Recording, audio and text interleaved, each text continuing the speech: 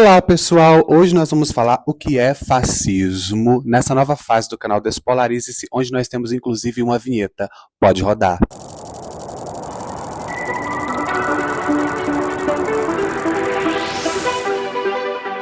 Só mais um hit.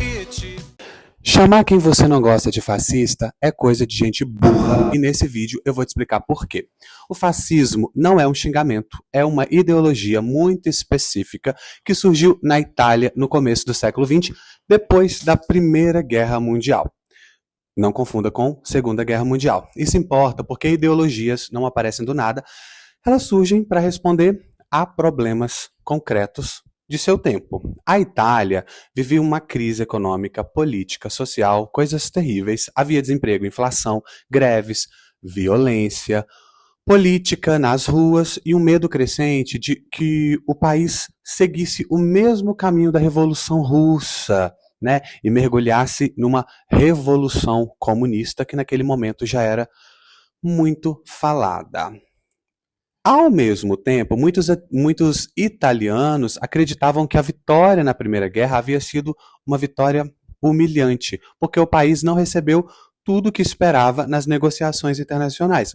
Ou seja, havia um sentimento coletivo de decadência, de frustração, de perda de grandeza nacional. Foi nesse contexto que chegou ao poder Benito Mussolini, que apareceu dizendo que a democracia liberal era fraca, lenta, incapaz de resolver os problemas do país. Dizia também que o socialismo dividia a sociedade ao colocar trabalhadores contra empresários. Para ele, tanto o liberalismo quanto o socialismo enfraqueciam a Itália. A solução proposta era unir toda a sociedade em torno de um Estado forte, de um líder forte, de uma identidade nacional forte.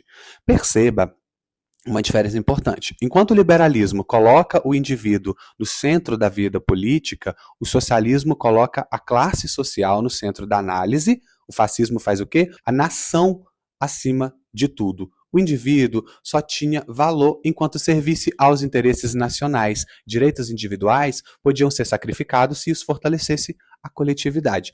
E quem discordasse daquilo que era apresentado como interesse da nação deixava de ser apenas um adversário político para se tornar um inimigo da pátria. É por isso que o fascismo rejeitava o pluralismo político. Se existe apenas um interesse nacional verdadeiro, não faz sentido existir uma disputa legítima entre projetos diferentes de nação, de sociedade. A oposição passa a ser vista como traição. Daí surgem a perseguição aos opositores, a censura à imprensa, a repressão aos partidos, a concentração de poder nas mãos de um único líder. O conflito político deixa de ser uma competição entre adversários e passa a ser tratado como uma guerra entre patriotas e inimigos da nação. Muita gente acha que o fascismo era de extrema direita, simplesmente porque era anticomunista, mas isso sozinho não explica o caso. Mussolini também atacava duramente o capitalismo liberal. Para os fascistas, tanto o comunismo quanto o liberalismo eram ideologias estrangeiras que enfraqueciam a unidade nacional. O comunismo, porque dividia o país em classes, o liberalismo, porque colocava os interesses individuais e o mercado acima dos interesses da nação. É justamente aqui que muita gente se confunde.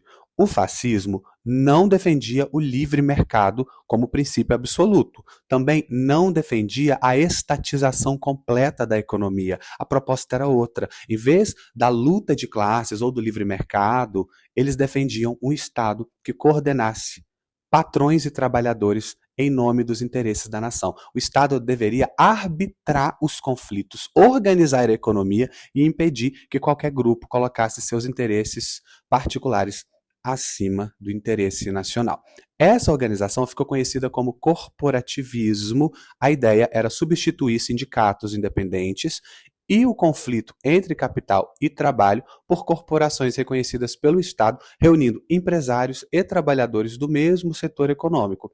Em teoria, essas corporações cooperariam entre si para produzir harmonia social. Mais uma utopia, né? Todos têm a sua utopia. Na prática, isso significava retirar a autonomia dos trabalhadores e concentrar ainda mais poder nas mãos do Estado.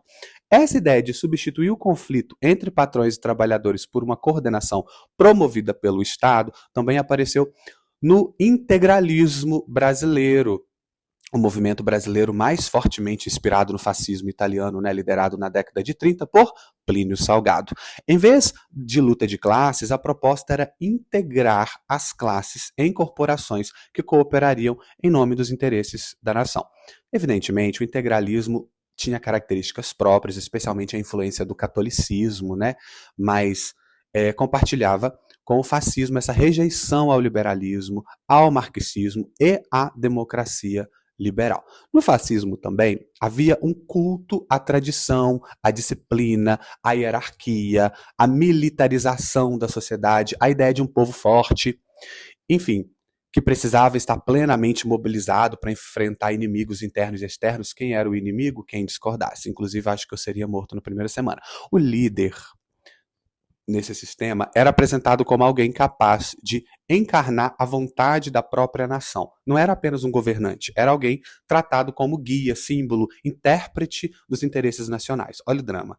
Perceba, então, que fascismo não significa simplesmente autoritarismo, não significa também conservadorismo, nem significa nacionalismo. E também não significa qualquer governo que você considere ruim, tá? Pare de usar como xingamento. Existem governos autoritários que não são fascistas. Existem movimentos nacionalistas que não são fascistas. Existem conservadores que não são fascistas. O óbvio precisa ser dito, né? O fascismo é uma combinação muito específica de elementos de cada um desses, né? O pior de cada um, inclusive. Ele combina ultranacionalismo, culto ao líder, rejeição da democracia liberal, perseguição sistemática aos adversários, mobilização permanente da sociedade, corporativismo, um Estado que pretende incorporar todos os aspectos da vida nacional, subordinando indivíduos, instituições e organizações aos objetivos da nação, né, definidos pelo próprio regime. A nação é o próprio líder, digamos assim. Por isso, há elementos comuns entre o fascismo e outras tradições políticas. O nacionalismo existia antes do fascismo, porém. O autoritarismo, a mesma coisa.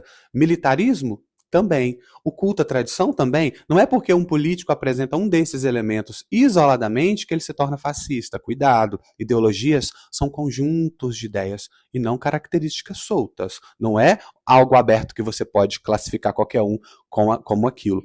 Quando você chama qualquer pessoa de fascista só porque discorda dela, algo muito comum nos nossos dias, você não está fazendo análise política, você está apenas usando uma palavra que perdeu completamente o seu significado original. E isso empobrece o debate público, porque quando uma palavra passa a servir para definir tudo, obviamente, ela deixa de explicar qualquer coisa.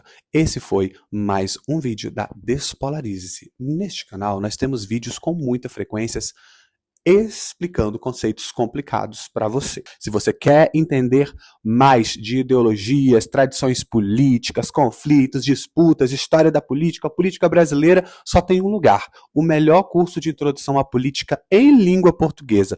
Introdução à Política com Sávio de Maio. Está o link na bio aqui do YouTube, do Instagram, está tudo em qualquer lugar. É o melhor curso por um preço inacreditavelmente acessível. Lembra você que nesse canal nós também temos a nossa live de quinta, nós temos os conflitos polêmicos na sexta. Se inscreva no canal Despolarize-se, siga Sávio de Maio, que sou eu, nas redes sociais, siga o canal Despolarize-se, siga o Instagram da Despolarize-se. Lembre-se, construa pontes com quem pensa diferente. Despolarize-se.